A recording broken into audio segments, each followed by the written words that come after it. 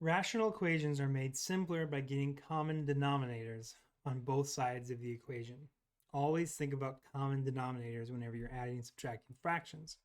But remember, the denominator cannot equal 0.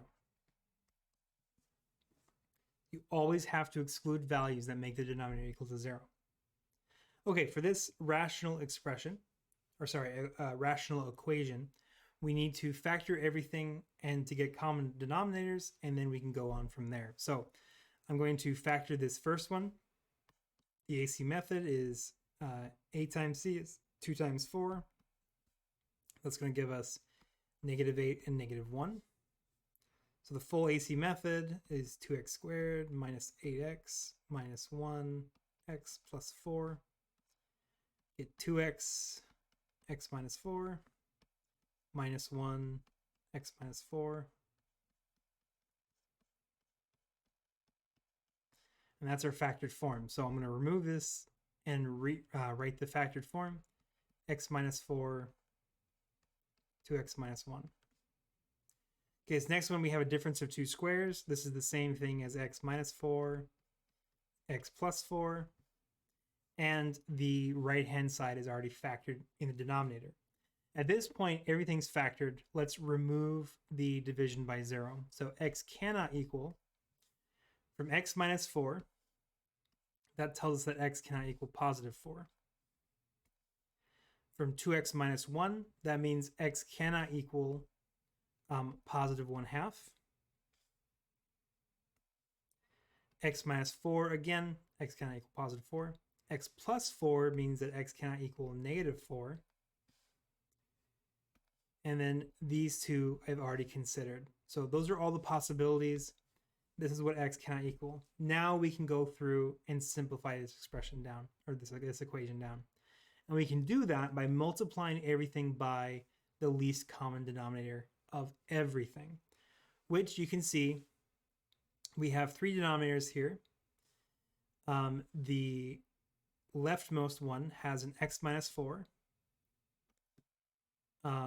It has an 2x plus 1. And you can see it does not have an x plus 4. So it's going to need an x plus 4. This middle one needs 2x minus 1. And this last one here needs just an x minus 4. So the full common denominator, I should say least common denominator, is going to be 2x minus 1, x plus 4, and x minus 4. That's what everything would become into if we were to get common denominators for everything.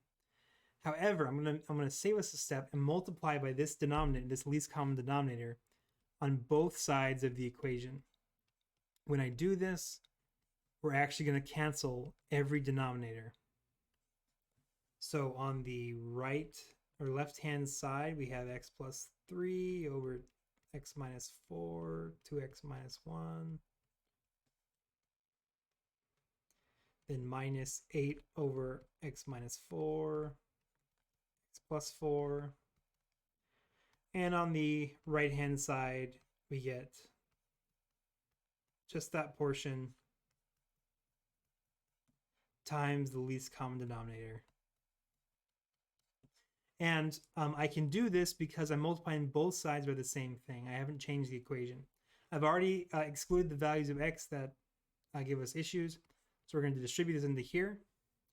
In this first one, we have 2x minus 1 and x minus 4 cancel. And we are left with x plus 4. So x plus 3 multiplies x plus 4. Okay, on this other side, we have x minus 4, x minus 4, x plus 4, x plus 4 cancel. And we have -8 multiplying 2x minus 1. And on the right-hand side, we have x plus 20 multiplying x minus 4. Okay, we can simplify this thing out by expanding everything. The first thing expanded out, right, just distributing the x's. That's going to give us x squared plus 3x plus 4x is plus 7x. Then 3 times 4 is 12. distribute the negative 8.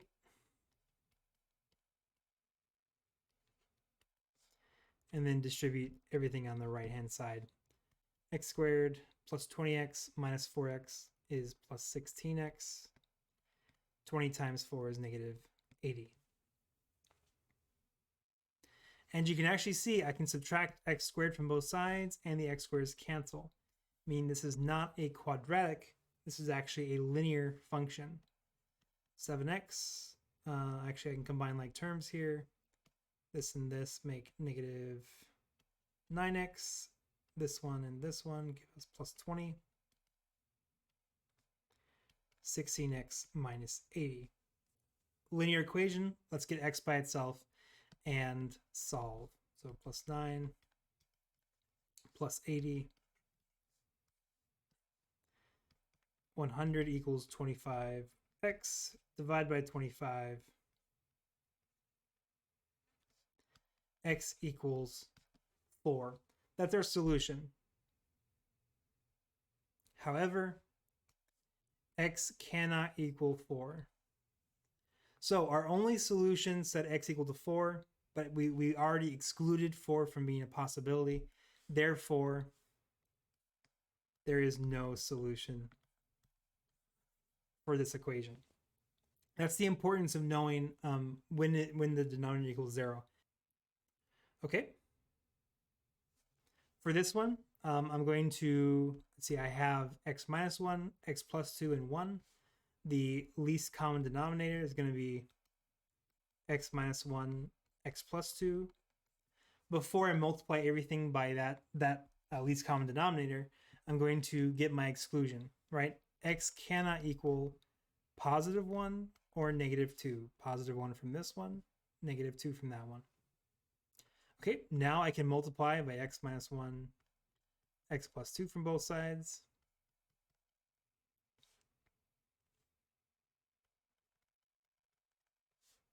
Distributes on this side.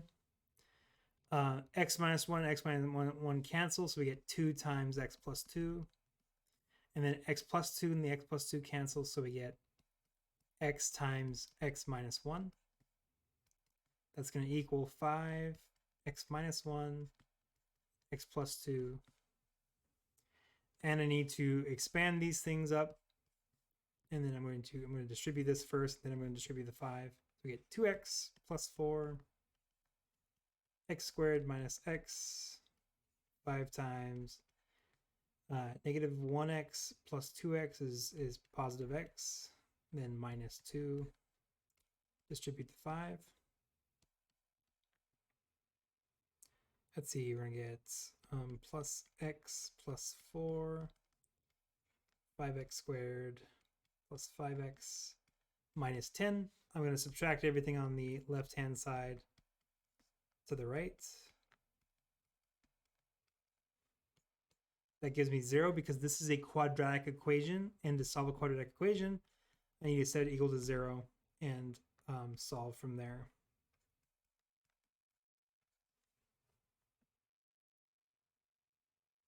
Okay, I can divide everything out by 2, make the numbers a little bit smaller.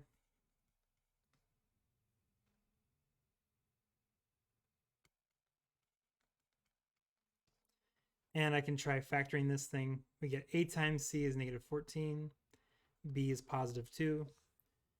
Two numbers that multiply to give 14 and to give 2, well, only 1 and 14 and 2 and 7. So I'm going to use a quadratic formula on this. A, b, and c.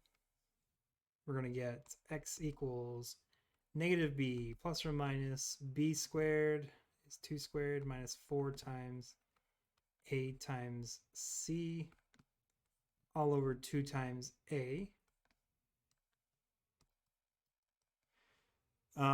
Underneath the radical, I get 4 plus, let's see, yeah, it's going to be the square root of 60. 60 is 4 times 15, so I can get it, break it up as 4 over 15, or 4 and 15, which gives me 2 root 15 over 4. And I can reduce everything by 2. That's going to give me negative 1 plus or minus root 15 over 2. Now, I'm going to graph these. So I want to actually find the approximate values of them. I'm going to do negative 1 plus root 15 and then divided by 2. That's going to give me approximately 1.44. And then do the same thing, negative 1 minus root 15 now. Then divide that by 2. We're going to get negative 2.44. So that's the approximations that we should see on the graph. The first one that we checked, the first equation that we had, right, we had no solution. So it should not be equal to the x-intercept. And the second one should have 2 x-intercepts. So that's what I have graphed here. I have the full equation moved all over, right? I moved this second term here. I moved this whole thing over to the other side, so that's equal to 0.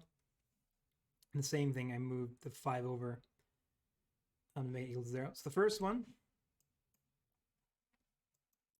this actually never crosses the x-axis. It gets really, really close to it. You can see I zoomed in a lot, and it gets closer and closer and closer to it, but it never crosses the x-axis. The same thing happens on this side. It gets closer and closer to it, but never crosses the x-axis. So, and of course, this portion doesn't cross, and there's nothing else that appears. So this is, it never crosses the x-axis. There is no x-intercept, therefore no solution. That's what we found algebraically. For this next one, you can see it crosses the x-intercept, negative 2.44 and positive 1.44. That's what I had found up here. They just rounded it a little bit further than I did. And there's nothing else that's defined. It doesn't go back up from the left and to the right. So those are my solutions. Give it a try in number 5.